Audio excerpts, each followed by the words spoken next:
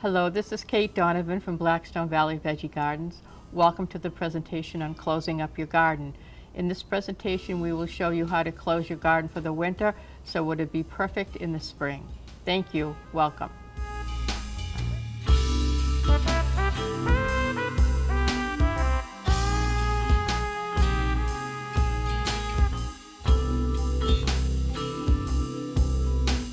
Good evening, everybody. I'm Kate Donovan from Blackstone Veggie Gardens, and we're here this evening to talk about closing up the garden. Now, I just need to tell you that we develop new presentations every year, and we're demand-driven.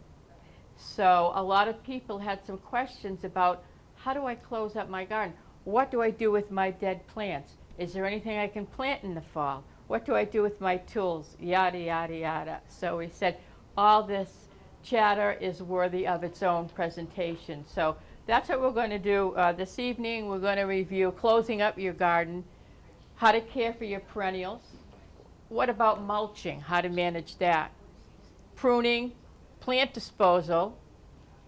Can we save seeds from our plants so that we don't have to buy new seeds every year? Yes, you can. Cover crops. Some people plant perennial grasses, and some people plant different clovers and different types of legumes. How about your tools? Because if you don't take care of them, they're going to get ruined in the snow and the rain and all that. So we'll go over tool care as well. And then, as always, we will leave some time in the end for any questions that you may have. So let's first talk about perennial care, okay? Actually, Eric is going to be, for next season, he's going to be doing a presentation, whole soup to nut version of trees. So it's going to be called the Backyard Orchard. But in this presentation, we do touch on some fruit as well. So fall care. Raspberries, summer-bearing raspberries can be pruned down in the fall. During this time, you can cut down to the soil level all canes that bore fruit during the summer. So this is different. See, it says summer fruiting raspberries. Most fruit-bearing bushes, or any bushes, you don't trim in the fall.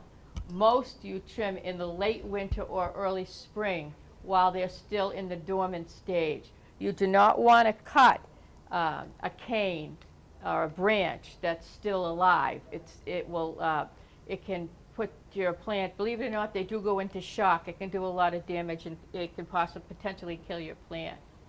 But summer fruiting raspberries are different. You can certainly do those in the fall. Fruit trees, you can mulch around the base to keep them warm. And I mean around the base, not butting up against the tree, because you don't put mulch right up against the trunk of the tree because it will rot it. So you leave it a little bit out, but around the tree you can put some mulch. And when I say mulch for trees, you might want to use some of that mulch, the pine mulch or cedar mulch or what have you. Depending on the tree, you may have to spray it in the fall to prevent pests. A lot of the trees that most of what we talk about here, not exclusively, but most of what we talk about are edibles. And as far as trees go, of course, I can tell you, because I have a whole big bag of apples from the orchard that we went to this past weekend. But the fruit is so sweet. We're not the only ones that like it. They're constantly getting ants and other insects that go towards those trees. So what we have to do is spray them. And the fall is a good time to spray them. But the fall isn't the only time you spray them. You should spray them, 2 or 3 times a year, but fall being one of them. Midsummer being another one, and early spring being another one. Even more if you want. But you do spray them. There's a special oil that you use for the trees. You can get it anywhere. Typically, you can get the concentrate, and then you can put it in, they have these containers that, you know, the pump sprayers that you use to, to spray whatever. You can use one of those. You can get a power sprayer. If you just have a couple of little trees, you can get a spray bottle and mix it with water. It's much better to get the concentrate that you mix and spray on your own than it is to buy the stuff that's already, you probably get an eighth of the amount just because it comes in its own container. So silly, not very eco-friendly either. So, so herbs. So some stuff that some of the herbs that we grow are perennial herbs. And perennial herbs, let's talk about them. I have so many right now at my garden. We do have a separate presentation alone on herbs. So we have sage, mint, lemon balm, oregano. What am I missing? Chives, all these herbs. So what you do is they don't come back from the plant themselves, from the green part. They come back from the root. So what I typically do is when they get nasty looking, you see they start to die, what I do is cut them all the way back. My pruners are my best friends. Unfortunately, I'm not so organized. I tend to lose them every once in a while, then I'll go pick one up. But the good ones are like 25 bucks. So, but I do take good care of my perennial herbs, cut them all the way back, and then put some mulch over top of them to keep them warm. This is a separate slide we have on different types of mulch. I think it's coming up next.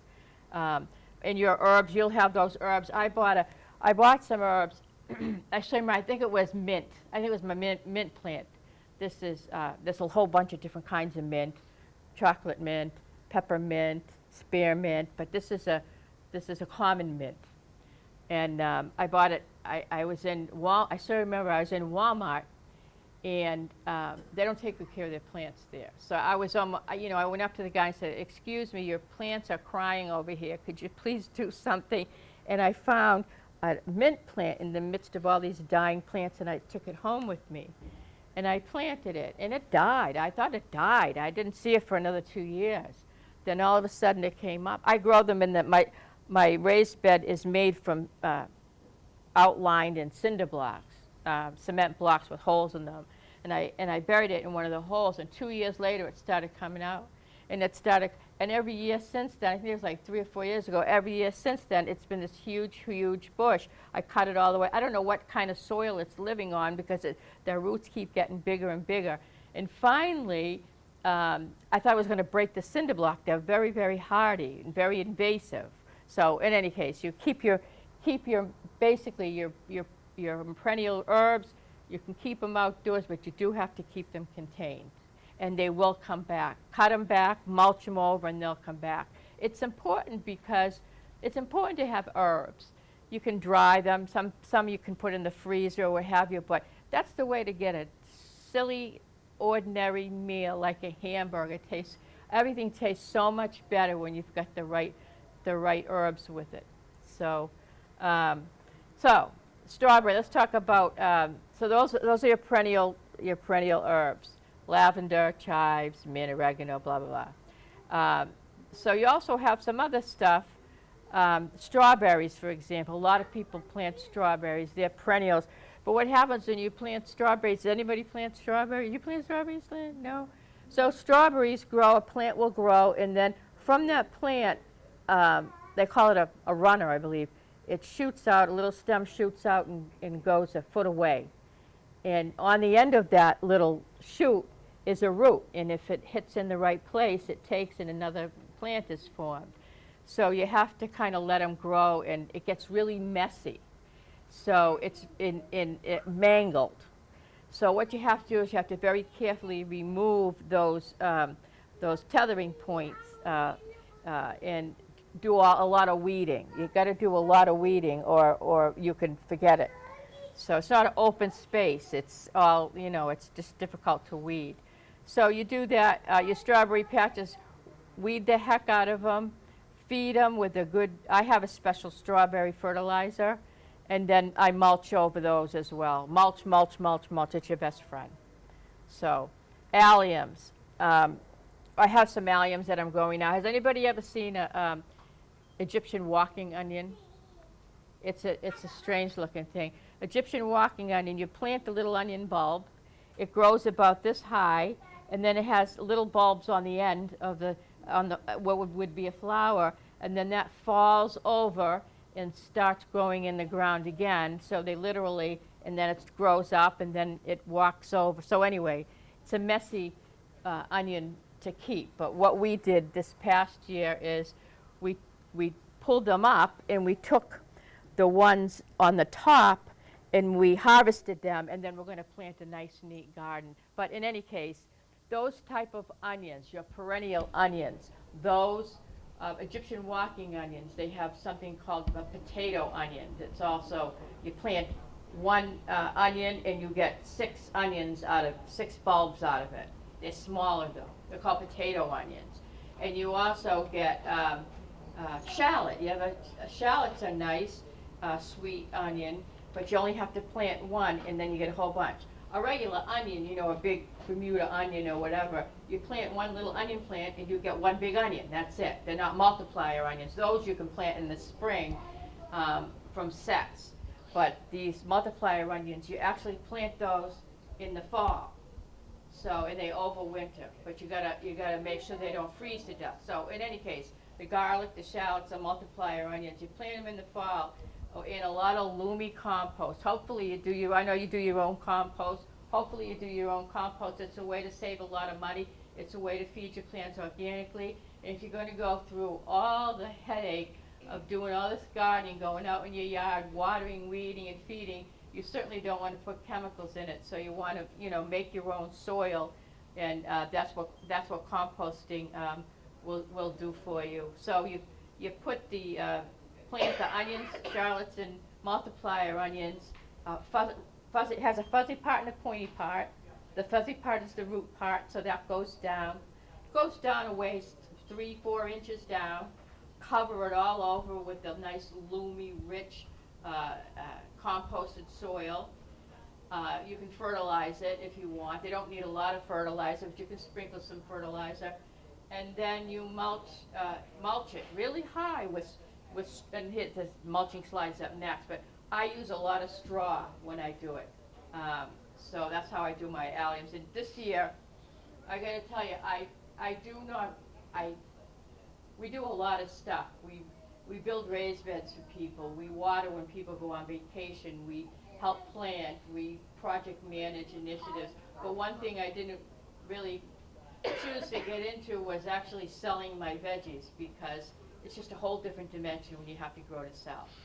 But onions and garlic, you buy a couple of, you buy a head of garlic, right? And you have 8 garlic cloves out of it or whatever, and so you can actually make 8. So anyway, it's a cash crop.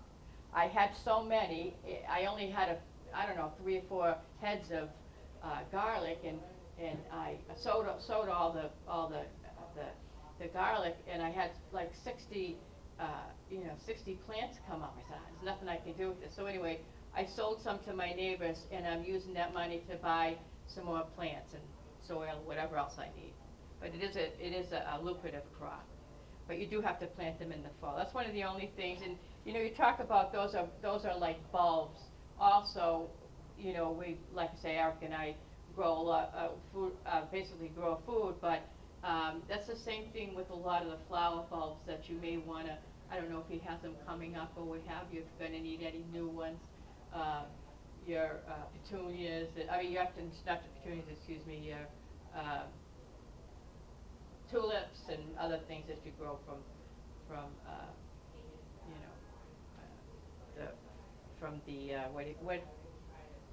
Jordan, thank you, from the bulbs, yes. So you can get those now in Home Depot, wherever. So, okay, so let's talk about mulching and what you use to mulch with. Okay, and the differences in the different kind of mulch. You can buy mulch by the bag, and you can buy it. How much is it, Eric? $2 a bag? It's about $3 a bag. I just bought 24 bags in my yard, and it was less than $80. So it's cheap. And you bought what kind? Vigoro. No. What kind of with wood? Oh, cedar. Cedar, yeah. So there's different kinds. Let's talk about wood mulch. Um, when you buy bags of mulch, you can get wood, cedar, you can get hemlock, you can get pine mulch. I grow food, so all mulch does is eventually it decomposes and becomes compost, and I want that to happen as quickly as I can. So I want the softest wood, and I want it to break down fairly quickly because I top my soil off every year anyway. So I particularly use the pine mulch if I'm going to use a wood mulch. I use wood mulch for my fruit trees and maybe my perennial flowers and shrubs. So, but I use the pine mulch. The stuff you buy in the bag, so you have colored ones as well. And this is what I'm learning. I ask a lot of questions, and my Facebook group has 55,000 gardeners from around the world in it. So I just crowdsource whenever I have a question. So I asked a question about mulch and how safe it was to use those colored mulches. So what I'm hearing is it's not actually the color, because the color is non-toxic. But when they make those mulches that they put in the bag, sometimes they may be grinding up some,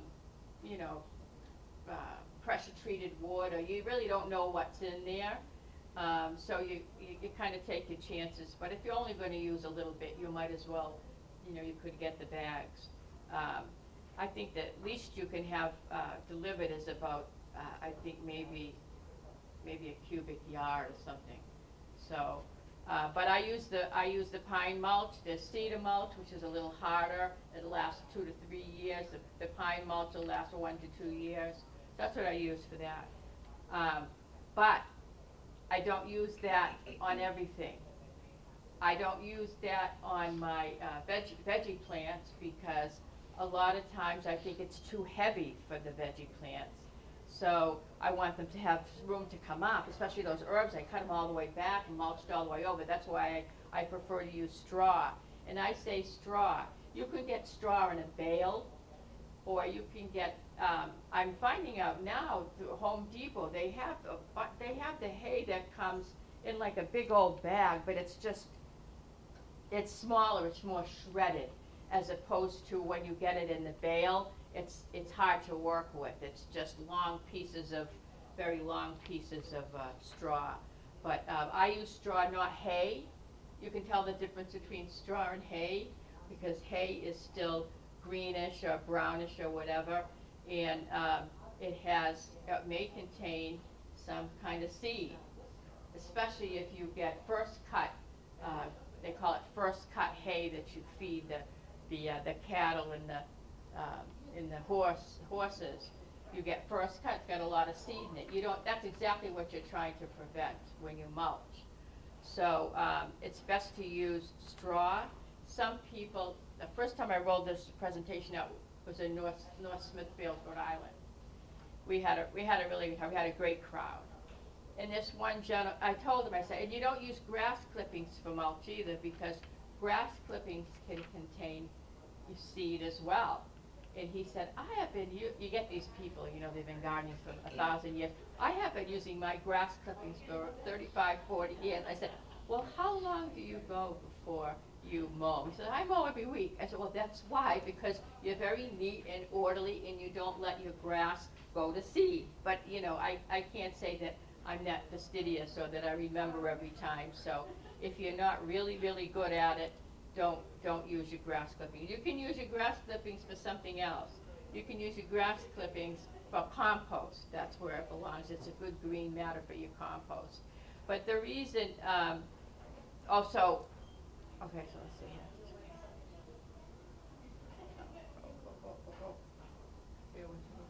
Oh, there we go. So fall, straw or fallen leaves. Those are dead, they're brown matter, you can use those. Grass clippings, it readily turns to compost, like I say, the grass clippings, but if they have any grass seed in them, you're going to have a problem, or pure wood mulch. So you can, what a lot of people do now also is, I never tell people how to garden, I give them a million ideas, and you can pull whatever you want from the hat, right? A lot of people now are putting cardboard over the top of their, on the top of their beds or what have you, and then maybe some soil on top of that, because supposedly that will keep it warm, and keep the weeds out, keep pests out, and then that will just break down supposedly by the fall, by the spring. So, any questions about mulching? Okay. Actually, I do have a question. Yes. So if in I have 3 raised beds that I was doing veggies, this is my first year doing Oh, it. great. And I used the straw as a mulch, which was fabulous, because once I put that down, I didn't have to weed anymore, just nothing came up. Mm-hmm. So now as I am clearing it out for the winter, do I just mix that that straw that's there into the dirt? How much is there? You can. And it's straw or wood mulch? No, it's straw. Just straw. It's like you described. Sure, yeah, sort of yeah. all short. Yeah, it's starting to break down anyway at this point, right? A little bit. Yeah. You don't have, you can if you want. I certainly, you can use that. You can also, rake back and, clean out all the, and if there's any weeds, maybe there's some kind of weeds, I'm not sure. But you can reuse it as mulch on the top if you want. Depends on how degraded it is at this point. So, or you could just mix it in. It's going to turn. It certainly is going to turn by the spring. So, whatever you want. Try it. Try it one way and see if you like it, and then if not, try it the other way. So. So like the straw or the palm leaves, how thick should you? You don't have to worry about that. You can put it this thick if you want. That stuff is lightweight anyway. It all depends. See, so when you mulch, you're insulating you're insulating it, so you're keeping the weeds out. But when I do it, if I've got garlic in there, garlic, like I say, those alliums are sweeter. They're better. They grow better after a freeze. A lot of your bulbs that you grow flowers actually need a freeze in order to come up. But you don't want them to freeze to death, and they will. So you got to keep them nice and warm. So if I'm using straw's real light and fluffy. I put 6 inches of straw on there. If you're using the wood mulch or whatever, I put a couple of inches of wood mulch on there. So. But that's really only important if you are growing things like garlic, right? Like if you're planting something that's going to be in there over the winter, that's where we're making sure we're covering it up and insulating. I don't think anything I have is perennial. I think it's all going to get. You're growing nothing but annuals? I'm trying to think. What it does is, no, you might not have to be so concerned with it, but if it's all mulched over and it's nice by the spring, see, your gardens need to be topped off in the spring because you've used a lot of compostable material that's made of live things, and it's ashes to ashes. So you need to top off your beds with a good 20% because it's so that whatever you put on there, that straw or what have you, it's going to turn to compost anyway. So you either work now or you work later. I'd assume kind of spread out my work. And I like to work in the fall. It's nice and cool. And so I'm going to mulch my beds over, even the ones that I don't have anything in. So, yeah, okay. So let's talk about what to do with your dead plants. One thing I don't want you to do with your dead plants, I'm talking about your tomato plants that have spots and blight on them, and your cucumbers that have had powdery mildew, or your squash that have the white stuff, is you don't want to compost that stuff. So any sign of blight, powdery mildew, black spots, bacteria, virus, do not put these plants in the compost. You can burn them. You can burn them in your fire pit if you're going to use the wood ash. Burn them down to ash, though. If you burn them with your hardwood in your fire pit, it's not a bad thing. You can also amend your soil with the wood ash, but it has to be done. What happens is some people bag them, and then they put them out, and they end up going in that town compost, and it gets ground up. Do you have town compost here? And you don't have it? Because a lot of times they take a bunch of stuff from the streets and they put it in a big pile somewhere in the municipal center or what have you, and people go and take their compost. But it ends up being somebody else's problem. So it's best to get rid of those. Put them way out in the woods and throw them out there, but do not let them in your compost. I was doing that at one point. I said, oh, no good, throw it. But every time, I'm out there in the garden, I've noticed that every time something fell on the, a tomato got too ripe and fell on the ground, or I had a pepper that was dragging, something was eating them. So I know it was a critter because you can see the bite marks in there. If I ever catch them, I don't know, it could be a snake or whatever, I'm not sure what. But in any case, I took those, I said, okay, bite marks on them, put them right in the compost bin. So, because you want to recycle all that stuff. Either you recycle it or the critters are going to recycle it for you, so you might as well take it so you turn it into compost. So, same thing. Interestingly enough, if you see, I have a terrible problem with squash beetles, always have. Okay, so in a lot of these pests, the beetles and the slugs and a lot of that stuff, believe it or not, it overwinters in larvae stage right in the soil. So what I'm going to try is I'm going to try to rake it up a little bit. This is after everything's cleared up. Rake it up a little bit and see if I see anything in there. And I'm going to give it a sprinkle of diatomaceous earth. I don't know if you've ever used diatomaceous earth. It is an organic remedy for pest control.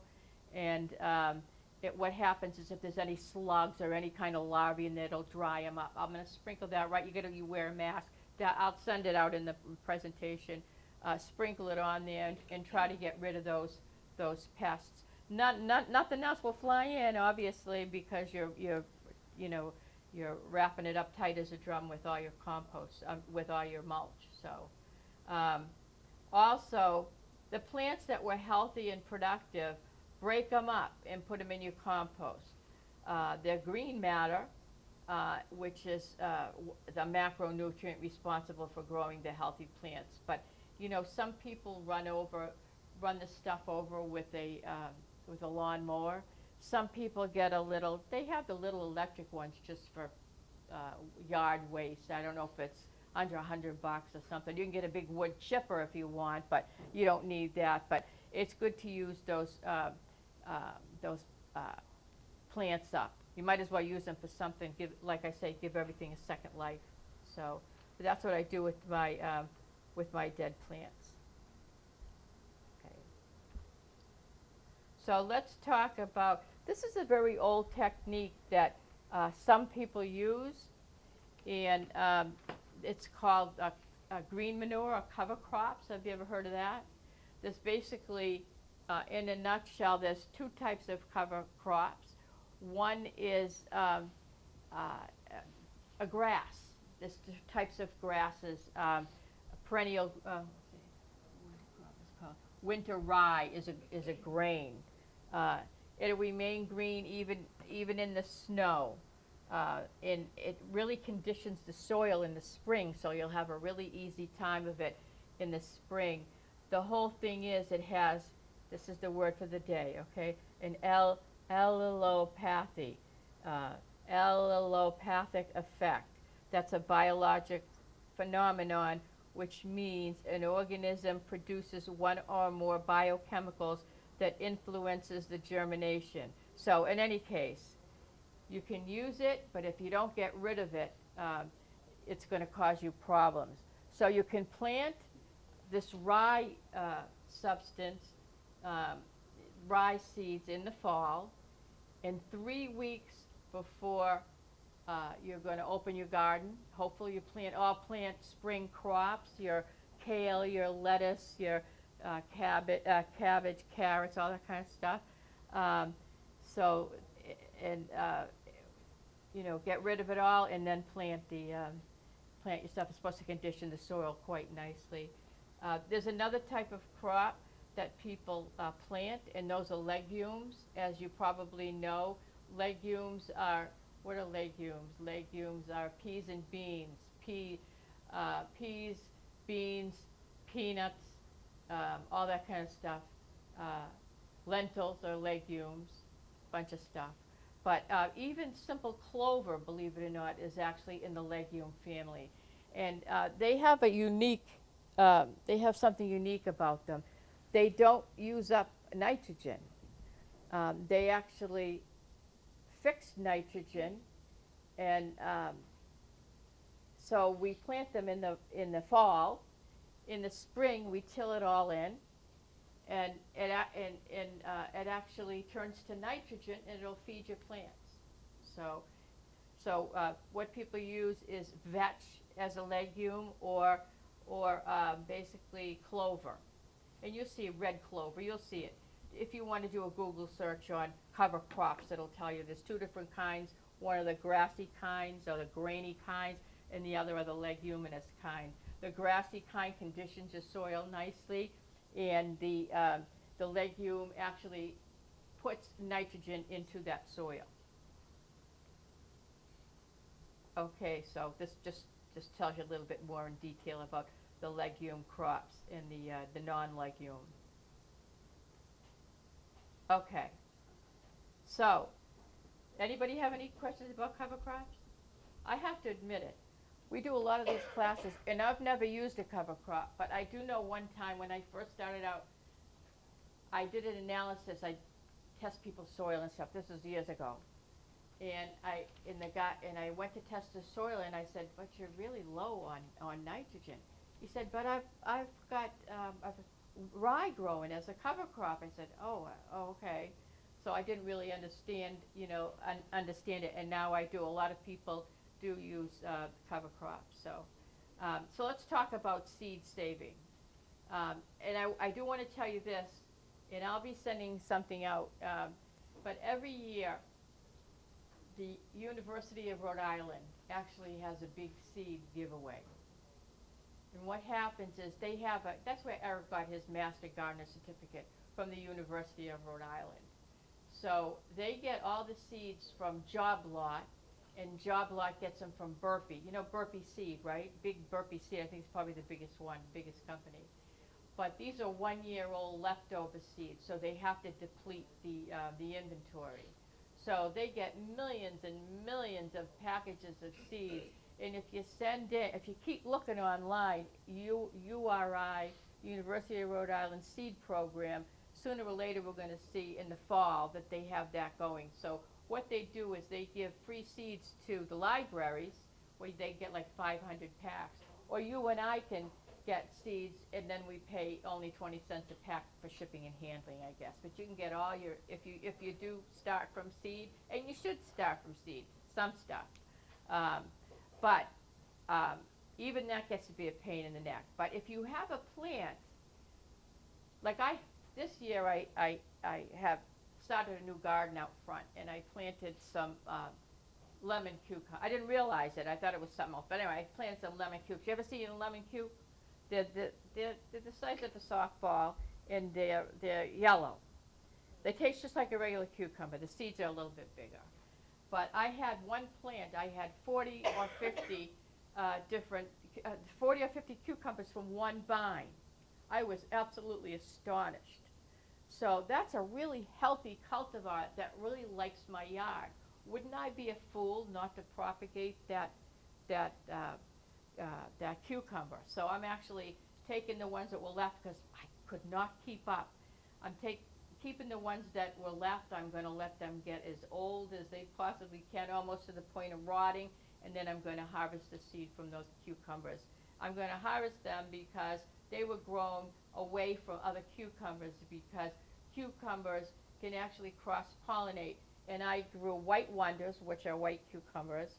I grew the English cukes, and I grew the pickled cukes, all different kinds of cucumbers, but these were the only ones I grew in the front yard, so there was no cross-pollination. They typically pollinate with themselves, but they can also cross-pollinate, and you might get a funky hybrid that you don't like. So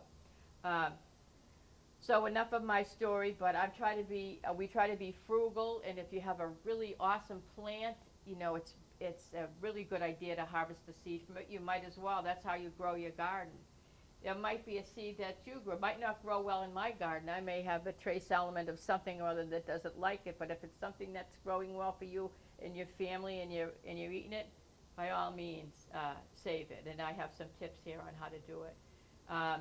Also, this this doesn't have to be, it's not that complicated, so bear with me. We're a smart group here. So summer squashes and winter squashes, they're in the big family of cucurbits, okay? And they may cross-pollinate with other varieties. To avoid a problem with cross-pollination, you shouldn't grow two crops of the same family within a half a square mile of each other. That's not very practical because, you know, I grow 10 different kinds of squash. I just basically don't save the seed. But they're the strangest combinations. And just to tell you, I have a big giant pumpkin that I grew for my granddaughter. Oh, she loved it. And then I also made a great, I don't know if you saw it on Facebook, I grew a great squash bread made out of buttercup. Have you seen buttercup squash? Not butternut and not acorn, but buttercup squash. It's in the turban squash family. And that buttercup was such a beautiful squash, huge, and it's a real creamy and nutty flavor. It's just great for that bread. But I looked in it and I said, drat, it's in the Cucurbita maxima family, the same as the big giant pumpkin I grew for my granddaughter. So I cannot tell you if that would come out or if it would cross-pollinate, if it would even be viable. One year I saw, and the strangest things, because you wouldn't expect some pumpkin, which is on a vine, you know, it's a winter squash, right, would be in the same family as a summer squash, a yellow summer squash or a zucchini, but they are. Cucurbita pepo is a very common variety, and you can. So anyway, I have a matrix to show you some of the things to watch out for, and I'll be sending you this presentation anyway. But the summer squashes and the winter squashes, you're just going to be really careful of what you grow, and those you buy a couple of packs of seeds. You may buy the pack of the butternut and the delicata squash, and then Lynn can buy the zucchini and the summer squash, and you switch. You know, that's what we do every year. We have a big seed swap in Blackstone. Everybody's more than welcome to come, but there are some cross-pollination effects that can do a number on your stuff.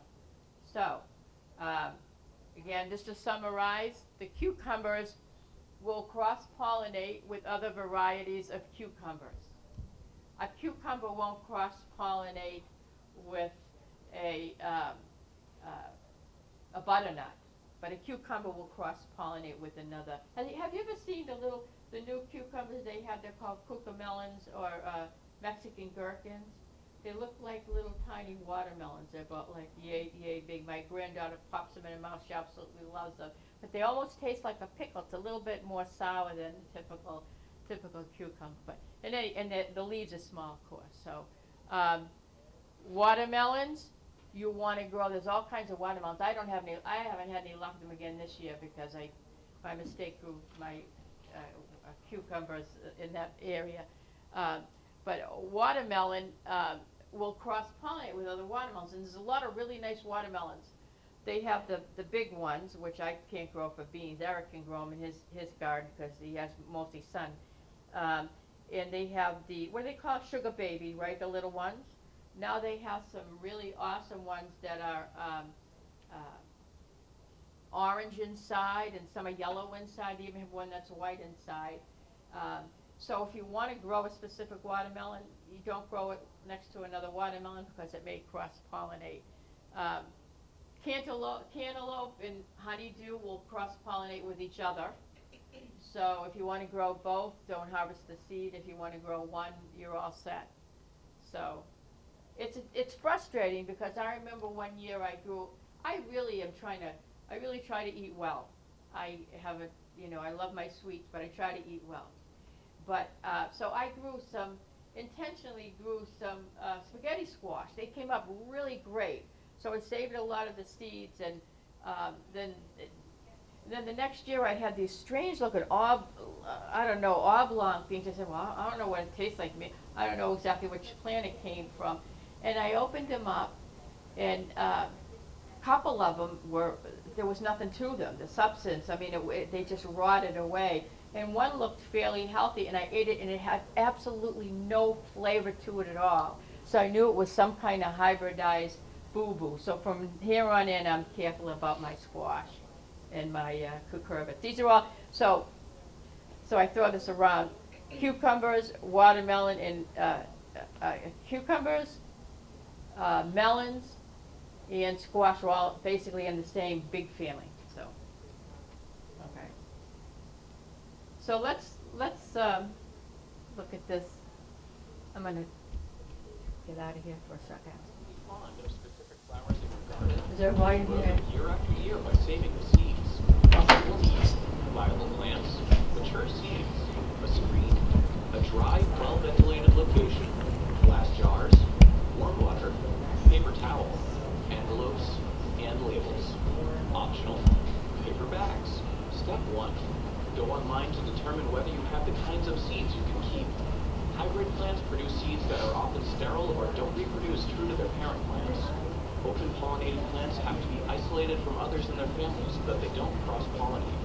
Still others may transmit diseases. Plants that are open pollinated include squash, melons, parsley, broccoli, celery, spinach, cauliflower, kale, radishes, beets, onions, and basil. Step 2. Harvest your seeds from the best plants you have. Choose plants that are disease-free and have the prettiest flowers or best tasting fruit. Step 3. Harvest only mature seeds. Seeds are fully mature when the plant's flowers are faded and dry. Plants with pods are ready when the pods are brown and dry. Step 4.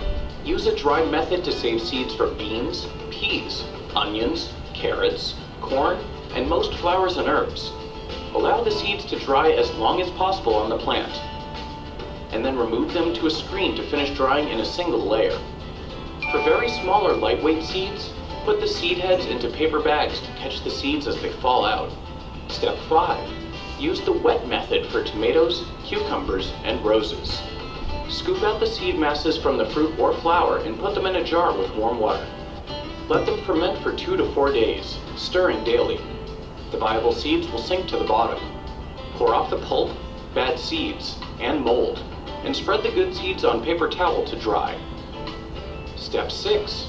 Make sure your seeds are thoroughly dry when you store them. Keep them in envelopes or glass jars labeled with the seed type and date, and then put the containers in the freezer for 2 days to kill pests. Step 7. Most seeds lose viability over time, so plant them within 3 years. Parsley, sweet corn, and onion must be planted the following year. By fall, your garden will be a reminder of your previous successful harvest.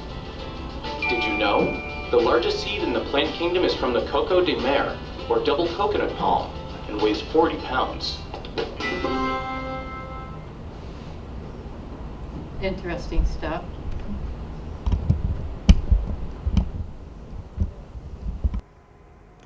Okay, so this gentleman said that seeds last 3 years. You can have some seeds that last longer than 3 years, and some seeds don't last very long at all. You can look up on the internet, how long a tomato seed. They'll say a tomato seed can last up to 8 years. If you're growing from seed, the thing is, they don't all die at once. So if, say, you saved some of those great lemon cuke seeds, and it's 3 or 4 years later, 5 years later, that's when basically cucumber seeds tend to go after 3, 4, 5 years. But instead of putting 2 in the hole, maybe I'll put 3 in the hole, or maybe I'll put 4 in the hole. If I have too many, I can always transplant them because I'll never pull out and kill a plant again. I hate to kill plants, so but definitely use up your seeds. And there are some on the back of the seed packs. I say to research the internet how long your seeds last, depending upon the crop you're trying to grow, because I'm assuming that maybe you'll try to harvest your own seed. But if you do go out and if you are buying seed, you can look on the back of the package, and does it tell you the viability, how long they're good for? No, not typically on the package. Oh, it doesn't on the package. Oh, sorry. Okay, so So then again, you would, It'll tell you the year that it was taxed, right, but it won't tell you the discard after a certain. right. So rule of thumb, 3 to 4 years. After that, you start putting 2 or 3. Obviously, if you put 2 or 3 in a hole and you don't get any that come up, you know, throw the pack away. Oh, but then again, compost it. So it's all good stuff. Okay, so this little table took a long time to build, believe me. And what this is a, oh good, I got this that works. Let's see one through, okay? So this is, I must be a nerd to do up something like this, right? But it's very important though, so you know, because I don't want you to get confused. So straight neck squash, you know those yellow straight neck squash, right? Everyone does those in this first cousin to the crooked neck squash. So this is, obviously it pollinates with itself. It pollinates with the crooked neck squash, a patty pan squash, an acorn squash, some pumpkin, spaghetti squash, or a delicata squash, because all those are members of this very common family called the Cucurbita pepo. So you can follow anything across. Cantaloupe, cantaloupe will obviously cross with itself over here, or it will cross with the honeydew, just like I said. So if you have this at home, you want to save some seed, you know, just make sure that you don't have that cross-pollination effect. Because boy, it's so aggravating. You plan your garden out, you got everything, and then 3 or 4 year squash plants, no good. So, okay. So, anybody have any questions about the cross-pollination? Okay, all right, very good. So let's talk about taking care of your tools. You got a lot of stuff going on. You have piles of old plants. You've got bales of straw. You've got hand tools, and you've got shovels for, you know, and you've got rakes for you know, raking up see if you can see any of the old bugs in there and sprinkling them. I mean, you've got a lot of tools, but you have to take care of them because the winter comes and they get buried and, you know, you lose them and they get hidden under the dirt. I can't tell you how many times I have to rebuy tools. I should listen to my own advice, but I have to tell you folks instead. So, garden tool care. Try to be cognitive. My daughter got me she got me like an apron with these tool pockets in it. It's not so comfortable. What I really need is I need a tool like the Home Depot, you know, those orange little aprons so that I can put my shovel in there. I have what's called a hori knife, H-O-R-I. It's a real good tool for this, cleaning out the garden or planting or what have you. Hori knife. They need like 20 bucks. They come with their own sheath that it goes back in. It's serrated on the end so you can cut with it, but it's also a scoop so you can scoop with it. So let's talk about your tool care. You start off by cleaning the dirt off your tools, and you can scrub them with a wire brush. They don't have to be spit spot. You're not going to eat out of them, right? But you don't want any grease, anything in there that's going to make it turn to rust or what have you, and it will. So you clean it up as best that you can. What are you going to sharpen? You can sharpen your hose, your shears, your scissors, your knives, your loppers, your pruners, your shovels. They need an occasional sharpening with a sharpener or sharpened stone. Also, storing the tools is important, you know, so they'll last a long time. If not, I'm going to tell you right now, they'll get lost. So you got to make sure you do it. So here are 3. I actually, I have a 2-car garage, but Lord knows it's always full with something. I have a shed also, but right out by my garden, I got one of these boxes. I think I bought it at probably Job Lot. I think it's 6 feet long by like maybe 2 feet. And it's all plastic, doesn't rust or anything. So that's where I put a lot of my stuff, bags of fertilizer, all that stuff. If I put them in the garage or whatever, I'll lose them. But I did invest in one of those. It seems to come in handy. So, but you have to have a dedicated place where you store your tools. So So let's talk about tool storage, okay? These are cheap, because I like cheap. I admit it, I like cheap. So I like to do things frugally. So here's some tool storage. This one here, this is just some old strapping wood down here and some 2x4s. So that's all it is. And you know, you can certainly put that in the garage or what have you. This here is this is an old, they probably had a long, you know, pretty good sized piece of PVC, cut it up, screwed it in, and made a nice little neat place to put all your tools. So mine, I think I finally have mine in a decent shape, but for years they were in a big pile in the corner. So I wanted to show you this video, and this one also. Oops, bear with me here.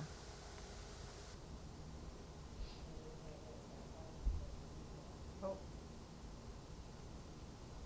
that's not making any sound. Oh, bear with me. Let's do this again.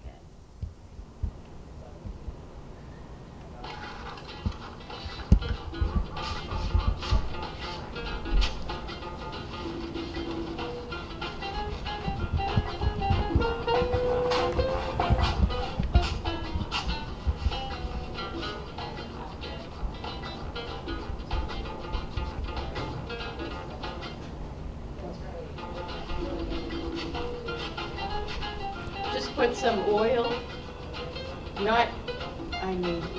You can probably use any kind of oil. It's not gonna, but I guess you don't want to use your extra virgin olive oil in a situation like that, right?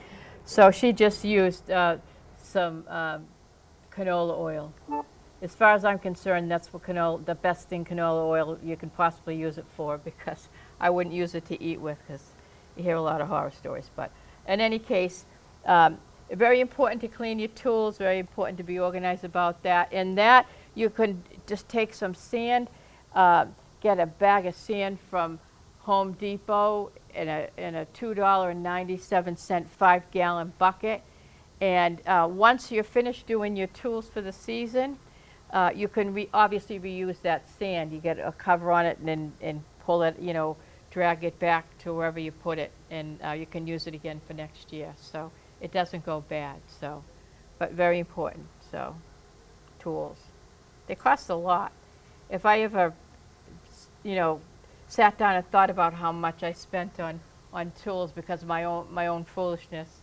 So, okay, so that's basically it for our presentation this evening. So, are there any questions? Any questions? Anything about gardening at all? So we'd like to open it up.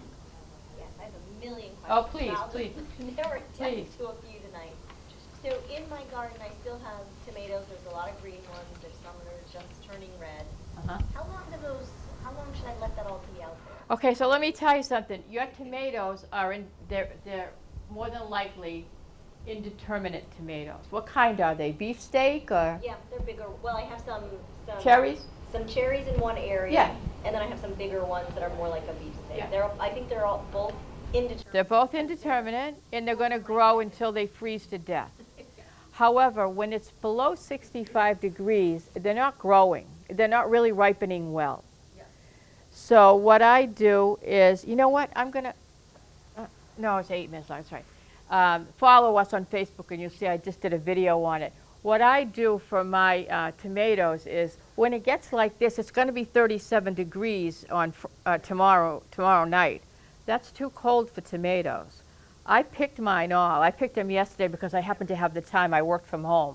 So I picked them all, and what I did is I put them in 3 or 4, or it depends on the size, in the bottom of an old paper lunch bag. You know the size of the lunch bag that you used to bring as kids to school, right? And you don't put them in the sun. People put them in the sun to ripen. It's not good for the tomato at all. Tomatoes shouldn't be in the sun, and they really shouldn't be in the refrigerator either. So what you do is put them in the paper, fold it up, and every couple of days check and see how they're doing. I probably have 6 or 7 bags out there, and they're mostly the beefsteak, the big ones that didn't come. I have 7 beds. In the one bed I planted my tomatoes in this year was a bed I shouldn't have planted tomatoes in because it doesn't get enough sun. So they came, they were just late. So anyway, I would take them in. I wouldn't mess with it. What about you, Eric? Do you let them stay when it's less than? No, when it gets to be consistently, I mean, never even mind 37, when it starts to get consistently 55 degrees or below, is really when it starts to get too cold. So like Kate said, pick them off, throw them in a bag, maybe even put an apple in there with it. The methane that the apple gives off will ripen the tomato. Yeah. Yeah. Okay. But if you're I mean, it's chilly out there right now, it's just only gonna get cooler. Probably, yeah, just take them and throw them in a bag. Yeah. Go ahead. Next. Well, I imagine that similar to anything else that's still growing. No, not necessarily. Your winter squash can take a little bit. That might not be too bad if it's still vining on the vine, like a pumpkin or what have you. Can probably be a little bit more tolerant. The tomatoes really are fairly tender vegetables. Even your eggplant and your peppers, which are also actually perennial vegetables, believe it or not. They don't grow as perennial here in New England because they'll freeze. But they'll keep growing, and they're a little bit more tolerant to the cold than the tomatoes. But I would still, by the time another week comes, I would just be ready to pull them all up. They're not going anywhere. So. And then it was too late. I didn't understand a fall garden didn't mean you started in early fall. Mm-hmm. So I started all of these things, but I realized they're not gonna. But it was the first time I had grown from seed, and I had carrots growing. Mm-hmm. And my kids keep asking me for every little sprout, is that 1 carrot or more? And I said, I have no idea. It's one. Each individual sprout is 1 carrot. Okay. We have more than one green piece of green. Yeah, don't get confused by that.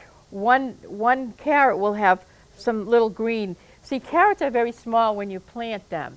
So people plant them because seeds don't germinate 100%. So people kind of sprinkle them in there, and then what you're supposed to do is you're supposed to thin them as you go along. But 1 carrot will have 4 or 5 green little stems coming up. So yeah, yeah. Yeah.